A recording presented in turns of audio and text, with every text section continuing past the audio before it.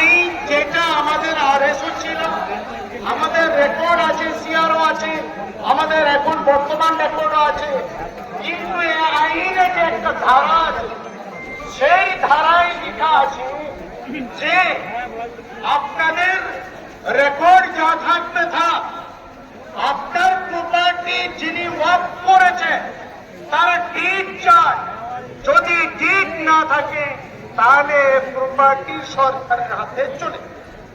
এটা হচ্ছে কালা কানুন, এটা হচ্ছে কালা কানুন। মোগল পিরিয়ড থেকে আমাদের ওয়াকফ এই চলছে। ভারতবর্ষে মোগলদের জামানায় মুসলমানরাও ভালো ভালো জমি আল্লাহর সন্তুষ্টির লক্ষ্যে এবং জান্নাতের স্বর্গের উদ্দেশ্যে তারা জনগণের স্বার্থে আল্লাহর উদ্দেশ্যে ওয়াকফ করেছে, হিবা করেছে জনগণের স্বার্থে। আজকে সে প্রপার্টি প্রায় 9,70,000 একর জমি আজকে সরকার বাকি যোগ করেছে যে এই জমিগুলো আমাদের হাতে আসতে হবে। তারা ডিজিটাল ব্লুপ্রিন্ট আগেই তৈরি করে নিয়েছে, কোথায় কোথায় কি জমি আছে। সম্মানিত শুধু আইনও হয়েছে, ভয় খাবার প্রয়োজন নেই, নিরবন্নতা খাওয়ার প্রয়োজন নেই, দেওয়ালে পিঠ থাকার প্রয়োজন নেই। আমরা হিন্দুদের বিরুদ্ধে লড়াই নয়, আমাদের শিখদের বিরুদ্ধে লড়াই নয়, আমাদের অন্যান্য বিধর্মী ভাইদের বিরুদ্ধে লড়াই নয়। এ আইন, যে আইনটা আনা হয়েছে, এটা হচ্ছে আনকনস্টিটিউশন, অসাংবিধানিক, যার বলে আজকে আমরা চিংড়ি এইচ জমিয়ত উলামা হিন্দ আমরা গর্জে উঠেছি।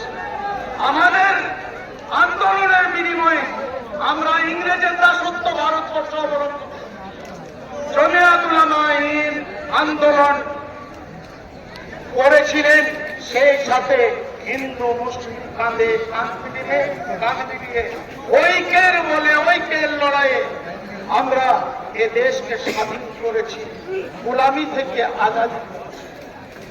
প্রয়োজন পড়লে তখন যেমন আমরা কুইন্টাল কুইন্টাল রক্ত দিয়ে এ দেশকে স্বাধীন করেছি, আবার যদি রক্তের প্রয়োজন হয় আমরা সকলেই রক্ত দিতে প্রস্তুত,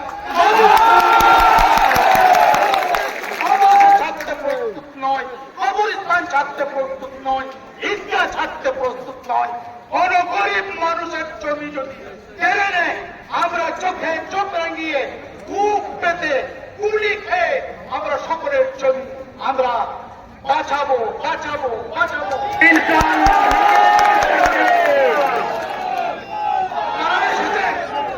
আপনাদের নাম করে শতবাদ জানাচ্ছি। আজকে লড়াই শুরু হলো 12 ব্লক থেকে, আমরা জেলার উদ্যোগে এখানে আমরা লড়াই শুরু করেছি। আমাদের লড়াই শান্তিপূর্ণ ভাবে হবে, আমাদের লড়াই আন্দোলন শান্তিপূর্ণ ভাবে হবে। আমি যুবক ভাইদেরকে বলবো, কখনোই কাউরির কোন প্ররোচনায় পা দিয়ে জাতীয় সম্পদ ধ্বংস করবে না, কাউরির কোন বিধর্মী ভাইয়ের বাড়িতে আগুন জ্বালাবে না, কাউকেও হত্যা করবে না, অগ্নি সংযোগ করবে না, তাহলে আমাদের আন্দোলনের মুখ ঘুরে যাবে। এজন্য বলবো, আমাদের লড়াই গণতান্ত্রিক প্রক্রিয়ায় শান্তিপূর্ণভাবে এই লড়াই চলছে, চলবে, গ্রামে গ্রামে ব্লকে ব্লকে চলবে।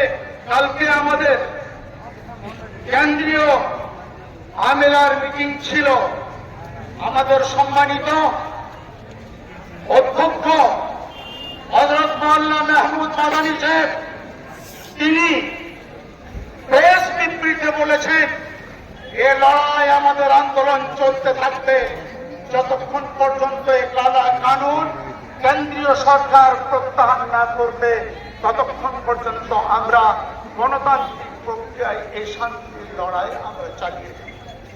এই জন্য আপনাদেরকে আমি আবার হার্দিক শ্রদ্ধা জানিয়ে হার্দিক ভালোবাসা জানিয়ে, হার্দিক স্নেহাশিস জানিয়ে আমি আমার বক্তব্যের নীতি টানছি। আরো যারা আছে তারা বক্তব্য রাখবেন। শান্তিপ্রিয় ভাবে এসেছেন।